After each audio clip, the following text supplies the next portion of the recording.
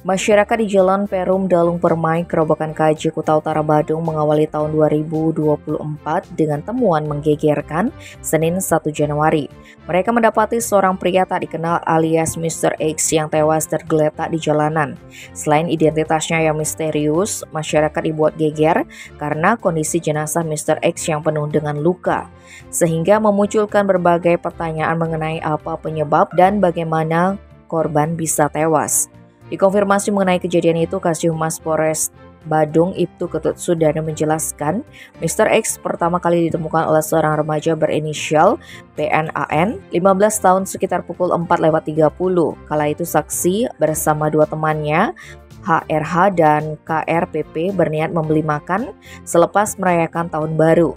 Ketika melewati tempat kejadian perkara, remaja itu melihat ada seorang laki-laki yang tergeletak. Lantaran takut, saksi dan temannya memberitahukan hal tersebut kepada orang-orang di warung kelontong dekat lokasi. Beberapa saat kemudian melintaslah seorang pria bernama Deva di antara 31 tahun yang kebetulan juga selesai membeli makan.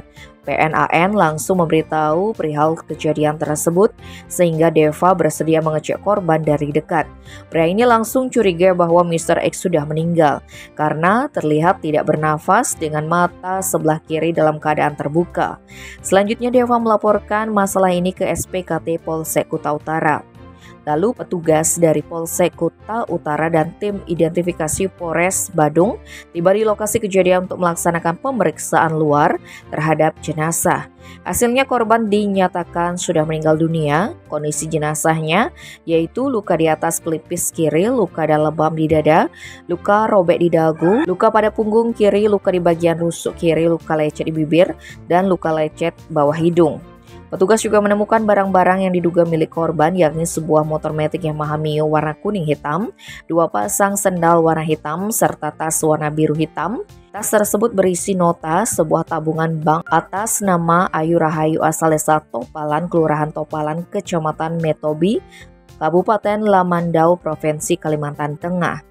Selanjutnya jenazah Mr. X dievakuasi menuju Rumah Sakit Bali Mandara Denpasar menggunakan ambulans dari Klinik Medika. Tim Bali Express melaporkan.